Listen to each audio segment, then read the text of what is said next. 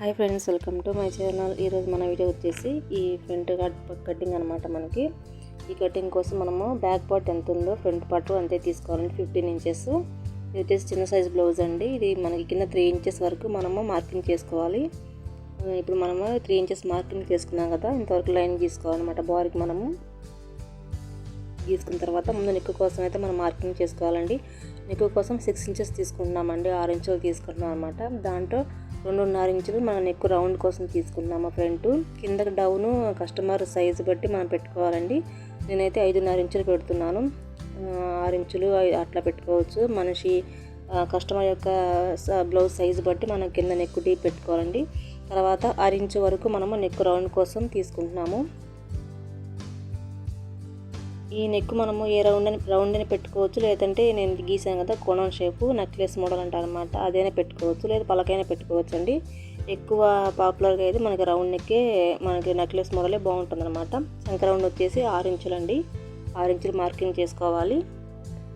మనకి నెక్ చంక front part వెడల్పు వచ్చేసి 11 ఇంచులు అండి. 2 ఇంచులు ఖర్చు కోసము. కింద వైపు కూడా మనం అదే విధంగా 11 ఇంచులు మార్కింగ్ చేసుకోవాలి. ఖర్చు కోసం 2 ఇంచెస్ మార్కింగ్ చేసుకోవాలి.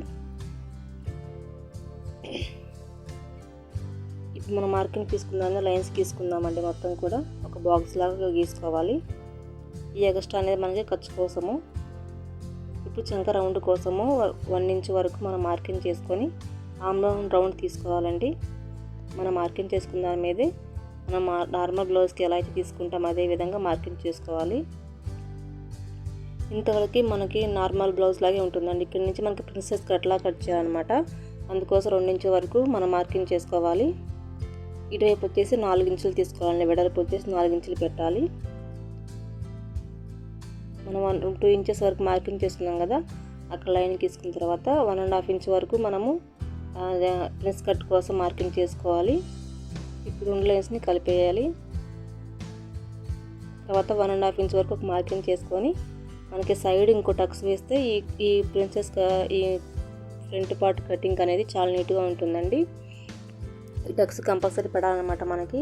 ఎందుకంటే మనము మా నార్మల్ బ్లౌజ్కి అయితే టక్స్లు వేసుకుంటాము. దీనికి 2 వైపులా వేస్తాం కాబట్టి అటు ఇటు ఎక్స్ట్రా మార్కింగ్ చేసుకొని టక్స్లు వేసుకుంటే మనకి నీట్గా ఉంటుంది షేప్ అనేది.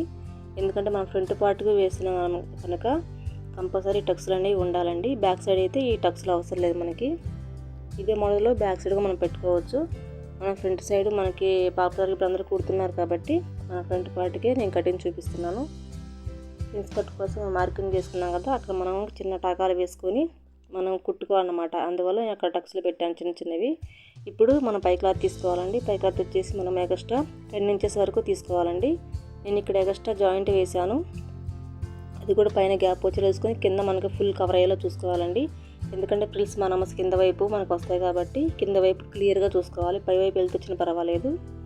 పెద్ద ముక్కు ఉంటే కనుక మీరు మొత్తం క్లియర్గా తీసుకోవచ్చు. నాకు ఇక్కడ క్లాత్ సరిపోలేదనమాట, అందువల్ల నేను జాయింట్ వేసుకున్నాను. అటు ఇటు 10 ఇంచెస్ తీసుకోవాలండి. నెక్స్ట్ మనం మార్కింగ్ చేసుకొని లైనింగ్ క్లాత్ కట్ చేసుకున్నాం కదా, దానికంటే కూడా అటు ఇటు 10 ఇంచెస్ ఎక్స్ట్రా కట్ చేసుకోవాలి. మనం పోసే ఫ్రిల్స్ బట్టి మనము క్లాత్ తీసుకోవాలండి. ఫ్యాబ్రిక్ అనేది 4, 5, 6 అట్లా పోసుకుంటే దాన్ని బట్టి మనము క్లాత్ ఎక్స్ట్రా తీసుకోవాలి. మనం ఇక్కడ టాకాలు పెట్టుకున్నాం కదా టక్స్లు, దాని ఇక్కడ మన ఫ్రంట్ నెక్ తిరగతిప్పి వేసుకోవాలన్నమాట. అది మనకు సెంటర్ పాయింట్ అన్నట్టు. మనం అటు ఇటు పిలిచిపోయంగా మనకి ఇక్కడ సెంటర్ పాయింట్ రావాలని మనం అటు ఇటు టాకాలు వేసుకొని ముందు ఫ్రంట్ నెక్ తిరగతిప్పి వేసుకోవాలండి. మనం ఈ నెక్ అయితే గీసుకున్నామో అదే నెక్ క్లాత్ యొక్క సెంటర్లో పెట్టేసి మనము స్టిచ్చింగ్ చేసుకొని నెక్ తిరగతిప్పి వేసుకోవాలి. పైపింగ్ అని వేసుకోవచ్చు, అది మీ ఇష్టం. లేకపోతే మొత్తం కుట్టేసాక లేస్ అయినా వేసుకోవచ్చు. ఇప్పుడు నెక్ మొత్తం కట్ చేసుకొని మనం చిన్న చిన్న ఘాట్లు పెట్టేసుకోవాలి. అప్పుడు మనకి ఏ నెక్ అయితే మనం కట్ చేసి గీసామో అదే నెక్ షేప్ అనేది మనకు వస్తుందండి. ఈ టాకాలు అనేవి కంపల్సరీ పెట్టాలి. ఏ మోడల్కైనా కానీ ఈ టాకాలు మనకి ముఖ్యం అన్నమాట. ఇప్పుడు మనం తిరగతిప్పి వేసుకున్నాక ఇంకో కుట్టు అనేది వేసుకోవాలి.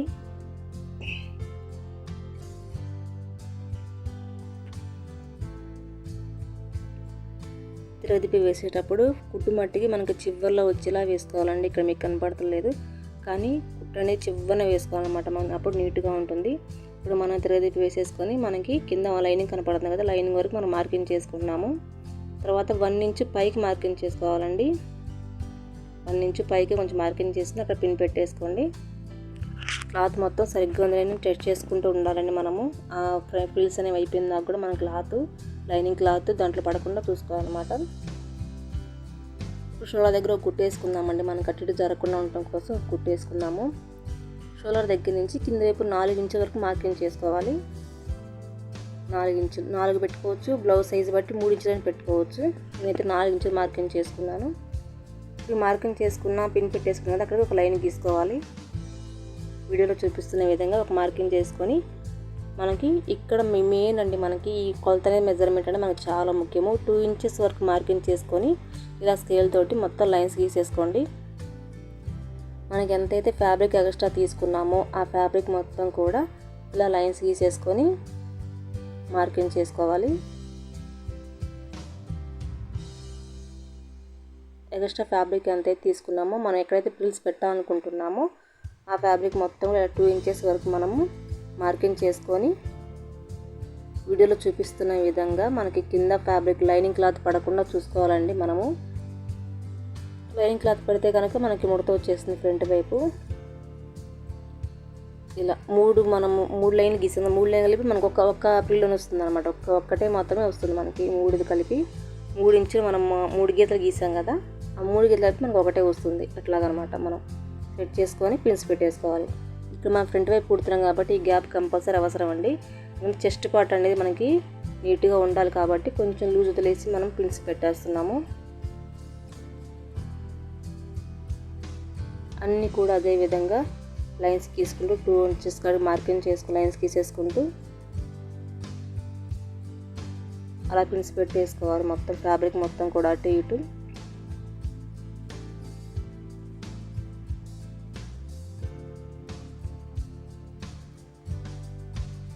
వీడియోలో చూపిస్తున్న విధంగానే మీరు కూడా మార్కింగ్ చేసుకొని అన్ని పిల్స్ కూడా సమానంగా వచ్చేలా చూసుకోండి కంపల్సరీ కూడా. మనకి ఎందుకంటే ఇది మోడల్ అనమాట. మనకి ఈ మోడల్ దగ్గర మనకు నీట్నెస్ అనేది ఉంటుందండి.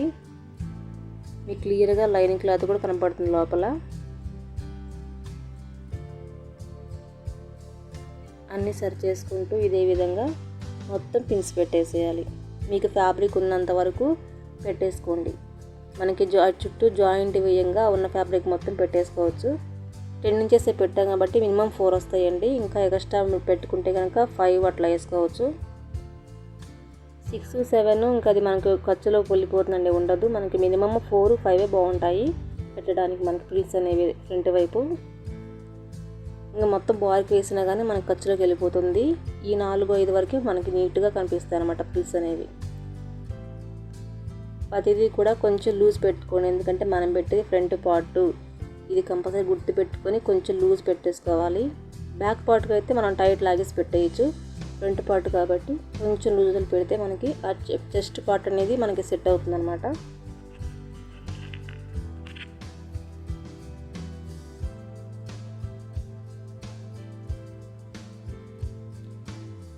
ఇక్కడైతే నాకు 4 పిల్స్ మాత్రమే వచ్చాయి. 10 ఇంచెస్ మనం ఎక్స్ట్రా కట్ చేసుకున్నాం కదా, 4 మాత్రమే వచ్చాయి. నాకు ఇంకా ఫ్యాబ్రిక్ అయిపోయింది.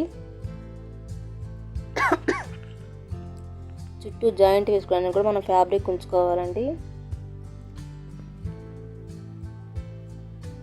మొత్తం కూడా సైడ్ జాయింట్ వేసుకోవాలి. లోపల లైనింగ్ క్లాత్ కనపడుతుంది కదా, మీకు కనిపించే విధంగా తిరగదిప్పేసుకొని మీరు జాయింట్ వేసుకోవచ్చు. నాకు పై క్లాత్ పలసగా ఉంది కాబట్టి నాకు లోపల లైనింగ్ కనపడుతుంది, అందువల్ల నేను పై వైపునే కుట్టేస్తున్నాను. మీ పై క్లాత్ మందంగా ఉంది కనిపించట్లే అనుకుంటే తిరగదిప్పి వేసేసి లైనింగ్ క్లాత్ స్టిచ్ చేసుకోండి. మీరు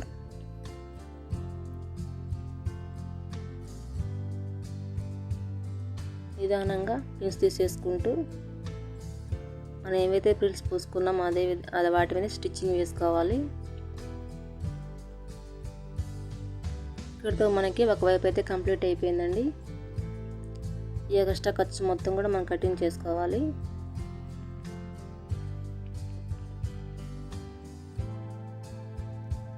ఈ మోడల్కి అయితే ఫ్యాబ్రిక్ అయితే చాలా వేస్ట్గా పోతుంది. అవి మన హ్యాండ్స్కి కానీ హ్యాంగింగ్స్ కానీ అడ్జస్ట్మెంట్ చేసుకోవచ్చు క్లాత్. ఈ బ్లౌజ్కి అయితే కనుక ఈ మోడల్ పెట్టాలంటే కంపల్సరీ కూడా మనకి 1.5 మీటర్ పడుతుందండి. కంపల్సరీ కూడా మనకి 80 పాయింట్లు అట్లా శారీస్లో వచ్చే మట్టికి సరిపోదు. సేమ్ అటువైపు ఏ విధంగా అయితే మార్కింగ్ చేసుకున్నాం ఇటుగా 4 ఇంచెస్ మార్కింగ్ చేసుకోవాలి. 4 ఇంచెస్ మార్కింగ్ చేసుకున్న తర్వాత మనం పిన్ పెట్టేసాం కదా, అక్కడికి ఇక్కడికి ఒక లైన్ గీసుకోవాలి. ఫ్రంట్ ఫస్ట్ మనం ఏ విధంగా అయితే మా లైన్స్ గీసుకున్నామో ఇటువైపు కూడా అదే విధంగా లైన్స్ గీసుకోవాలి 2 ఇంచెస్ గ్యాప్ తోటి.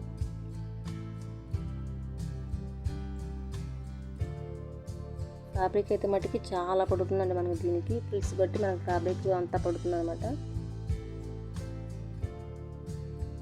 నార్మల్ బ్లౌజ్కి అయితే ట్రై చేయకండి, మనకి ఎక్కువ మనకి విడిగా దొరికే బ్లౌజులకి అయితే ఆ పట్టు అట్లా ఉంటుంది కదా, వాటికి అయితే కనుక మనకి కుట్టుకోవడానికి ఈజీగా ఉంటుంది.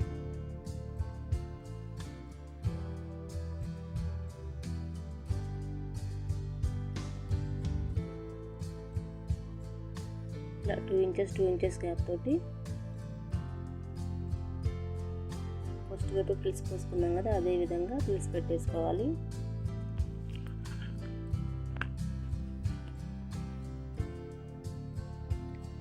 ఈ ఫ్రిల్స్ అనేవి అన్ని వైపులా సమానంగా వచ్చేలా చూసుకోండి కంపల్సరీ. ఇవే మనకి బ్లౌజ్కి నీట్గా ఉంటుంది అనమాట చూడటానికి. హైయెస్ట్ మోడల్ మనకు ఫ్రిల్సే కాబట్టి ఈ ఒక్కటి మనం నీట్గా నిదానంగా సెట్ చేసుకుంటూ ప్రింట్స్ పెట్టేసుకోవాలి.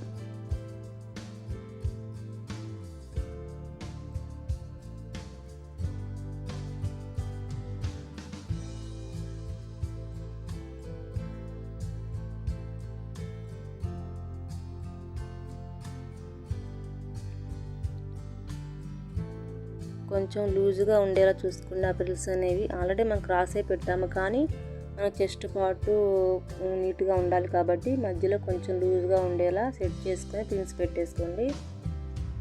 మరి టైట్ లాగా పెట్టారంటే కనుక మన చెస్ట్ పార్ట్ అనేది నీట్గా ఉండదు. ఇలా లైనింగ్ పడకుండా మనకి చూసుకుంటూ పిన్స్ పెట్టేసుకొని సైడ్ జాయింట్ కుట్లనే వేసుకోవాలి.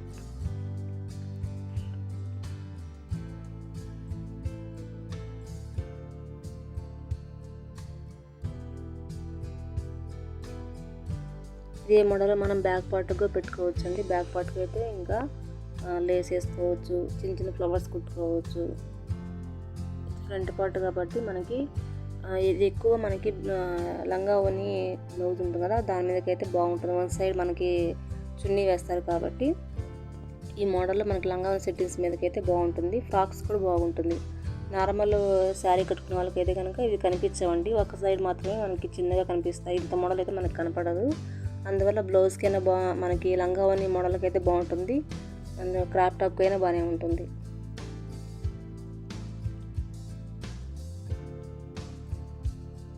లాంగ్ ఫ్రాక్స్గా పెట్టుకోవచ్చు అండి మనం, చాలా బాగుంటాయి ఇవి పీస్ అనేవి ఫ్రంట్ వైపు.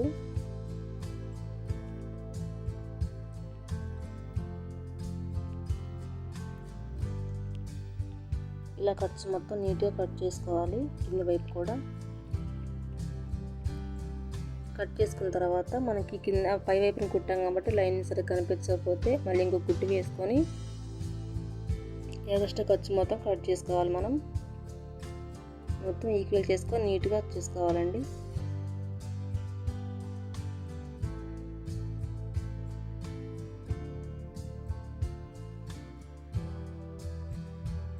మనకి పిల్స్ పెట్టడం అయితే అయిపోయిందండి. రెండు వైపులా కూడా మనము ఈ పిల్స్ అనేవి కంప్లీట్ చేసేసాము.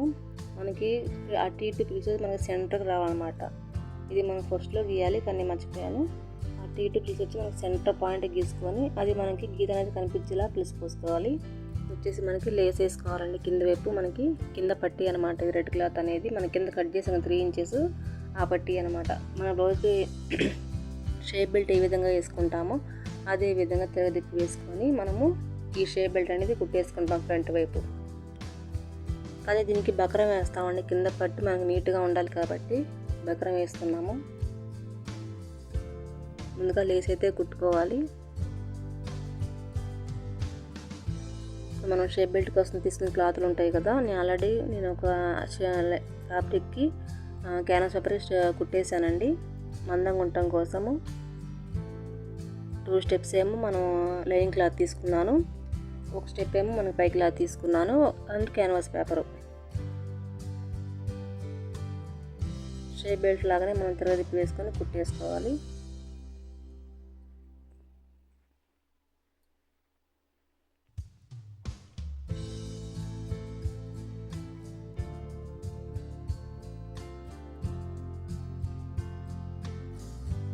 వారికి మనం కుట్టు వేసుకున్న తర్వాత మనకి 5 ఫ్యాబ్రిక్ ఉంటుంది కదా, 5 ఫ్యాబ్రిక్ని మనము ఫస్ట్ ఒక ఫోల్డింగ్ చేసి ఒక కుట్టు అయితే వేసుకోవాలి. వీడియోలో చూపిస్తున్న విధంగా ఒక చిన్న మడత మనం ఇలా పైకి కుట్టేసుకోవాలి. మడిచి లైనింగ్ క్లాత్ కదండి, ఇది వచ్చేసి మనకి 5 ఫ్యాబ్రిక్ అనమాట.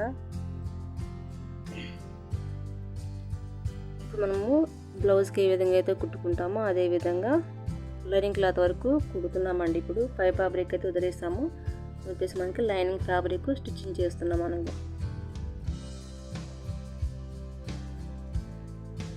మిగిలిన క్లాత్ని కట్ చేసుకోవచ్చు. ఇప్పుడు తిరగదిప్పి వేసేసి మనకి పై వైపున కుట్టు వేసుకోవాలి. లేస్కి మనకు చివర వచ్చేలాగా కుట్టు అనేది వేసుకోవాలి. ఆ లేసు కోణాలు మాత్రమే కనిపించేలాగా, మిగతాది ఖర్చంతా లోపలికి వెళ్ళేలాగా షేప్ బెల్ట్ అనేది మనం కుట్టుకోవాలి.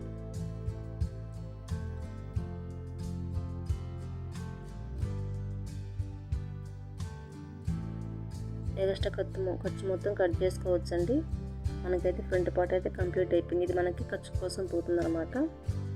వచ్చేసి మనకి బ్లౌజ్ మనకి షేప్ అనేది ఇదండి. మనం నెక్ పార్ట్కి కూడా లేస్ వేసుకోవచ్చు, లేదా స్కిప్ చేయొచ్చు, మీ ఇష్టం అది. నేనైతే లేస్ వేస్తున్నానండి. లేస్ వేసుకోవచ్చు, స్టోన్ లేస్ అని అంటించుకోవచ్చు. మనము నీట్గా మనం ఏ నెక్లెస్ షేప్ అయితే కుట్టామో అదే నెక్లెస్ షేప్ వచ్చేలాగా లేస్ అనేది స్టిచ్చింగ్ చేసుకోవాలి. ఒక కుట్టు అయిపోయిన తర్వాత మనం రెండో కుట్టు వేసుకుంటే ఇంకా చాలా నీట్గా ఉంటుంది. కంపల్సరీ రెండో కుట్టు వేయాలండి లేస్ అనేది, అప్పుడు మనకి లేస్ నీట్గా ఉంటుంది.